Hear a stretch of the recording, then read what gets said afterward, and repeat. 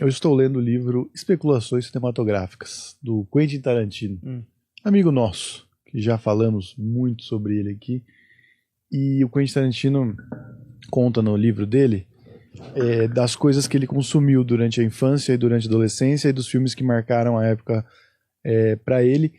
E os filmes que ele cita normalmente não são filmes, assim, pelo menos nesse período assim, de formação do primeiro contato com o cinema e da paixão que ele vai mais pro filme comercial, pro filme de ação, assim, e talvez não pros grandes clássicos. Ele conta de um filme específico onde existe uma grande matança de hippies.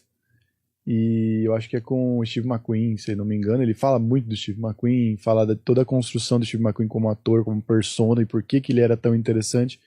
E depois ele conta desse episódio, dessa situação num filme específico que tem uma matança de hippies.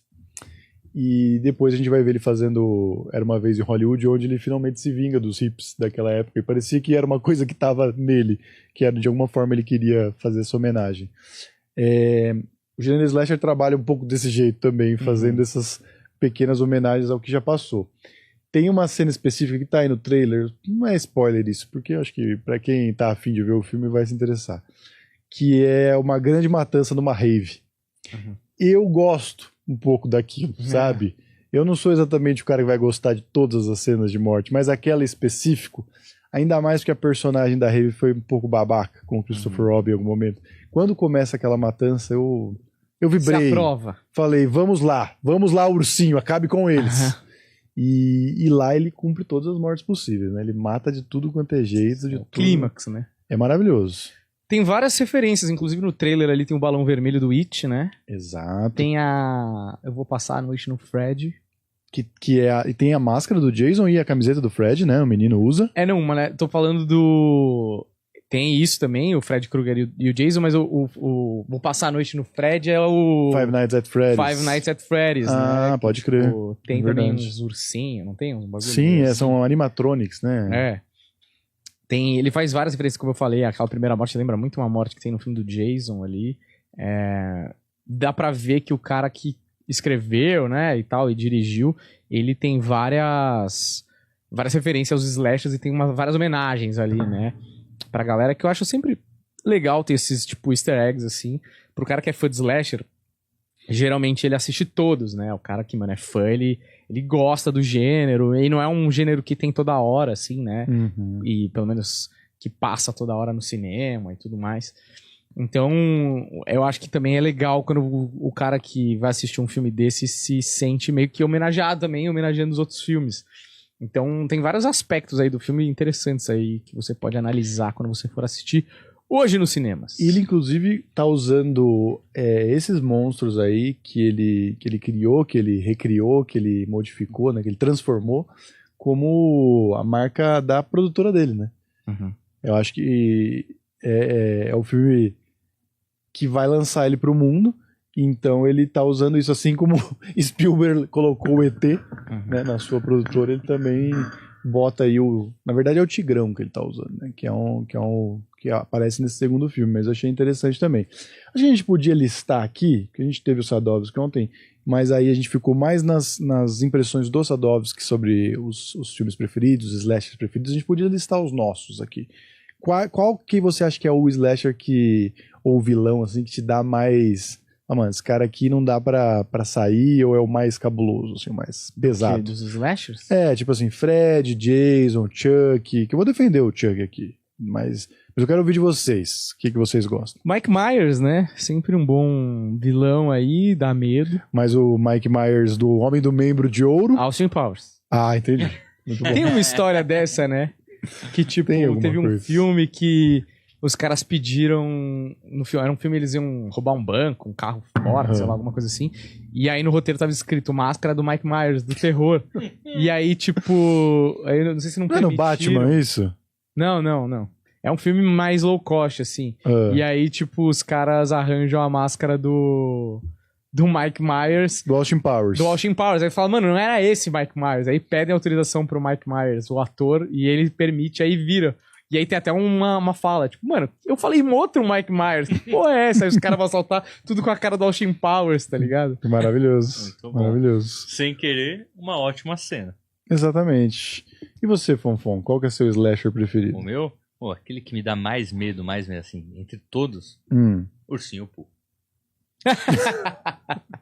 Você é um filmes. puta puxa-saco. O cara nem viu o filme. É, Pelo amor de exato. Mas Deus. preciso lembrar de me chamar também na próxima vez. Certo. Não, a próxima vez eu vou Gostaria pedir o ingresso pro Paulo Por Fonfon, favor. botar ele na Essa lista. tela não tá aparecendo pro pessoal, né? Não, não. Ah, tá. Tô 2 horas. Não, Bom, tá vai em vocês. que, né? Agora só deixa Certo. ela aí, porque como a gente vai repetir o trailer mais tarde, já Certo. fica aí a postos. Boa. Ó, se vocês me permitem, eu fiz uma lista aqui dos 5 melhores slashers, tá? Então eu vou pontuar e você vai dizendo se faz sentido ou não meus argumentos, tá? Eu coloquei, deixa eu ver onde tá agora o negócio aqui que eu me perdi. Cadê, Fonfon? Aqui. Naquela lista que a gente montou. Isso, exatamente. Ó, vamos lá. Em quinto lugar, eu coloquei o Jason. Todo mundo gosta muito do Jason. O Jason é importante, ele é simbólico e tudo mais. Mas ele caiu na minha lista porque, como eu falei no programa de ontem, eu assisti o Sexta-feira 13 primeiro e fazia muitos anos que eu não assistia. Eu não tinha nem essa noção, assim, essa imagem de que no primeiro filme não tem o Jason. O Jason só aparece na água se afogando, meio que dá um contexto da história dele, mas aparece a mãe dele matando as pessoas. Uhum. Então o Jason perdeu moral comigo quando ele coloca a mamãezinha dele pra resolver os É problemas. o Kiko, né? Um verdadeiro Kiko, o Jason, né? Menino mimado, né? Em quarto lugar, coloquei o Michael Myers, tá? Porque ele começou a carreira aos 6 anos de idade. Então é praticamente o Mozart da carnificina. Certo. Tem que valorizar, a pessoa começa cedo, não é verdade? Em terceiro lugar, eu coloquei o Pânico, apesar de não ter um pânico específico, né? São várias pessoas usando a máscara do Pânico. Mas eu acho que o Pânico, apesar de vir depois e também fazer referência a esses caras, ele acabou se tornando o símbolo da morte, assim. Você pensa na morte, você pensa no Pânico. Uhum. Fora que tem Todo Mundo em Pânico também, que depois virou franquia também. Então, assim, fez bem pro terror e fez bem pra comédia. E aí eu coloco o Chuck em segundo lugar, Daniel. Você falou mal do Chuck, Sim. tá? Diz que só dá uma bica no boneco, Eu daria uma bica. tá? Você acha que você conseguiria lutar contra Chuck, o boneco assassino? Claro, porra, com mãozinha curtinha, moleque. Cara, se ele tivesse com uma metralhadora ainda, beleza, né? O cara com Aí aquela ele faquinha, meu. Aí é Ele que você pula, se ele pula na sua engana. cabeça, cara. Ele, Exato. ele gruda em você. Ele é caótico, Não, se ele é louco. se ele fosse me pegasse de surpresa, Ah, poderia perder. Mas o problema é que nesses filmes, geralmente, eles tretam, né? Tem uma luta então. física. Aí eu acho que eu tenho chance. você imagina como era maravilhoso pros atores ter que rolar com o boneco pra lá e pra cá no chão, tá ligado? Inanimado, tipo... Os caras não valorizam esses atores. Mas não, o Chuck, cara, eu também achava, mano, dá uma bica nesse boneco. O boneco não para de vir, Daniel. Uma hora seu pé vai estar cansado. E o Sua boneco batatinha não da cansa. perna vai estar com cãibra. E o boneco não para, Daniel. Botaram fogo no boneco. E o boneco continuava vindo assim, ó, rastejando, não parava mais o boneco.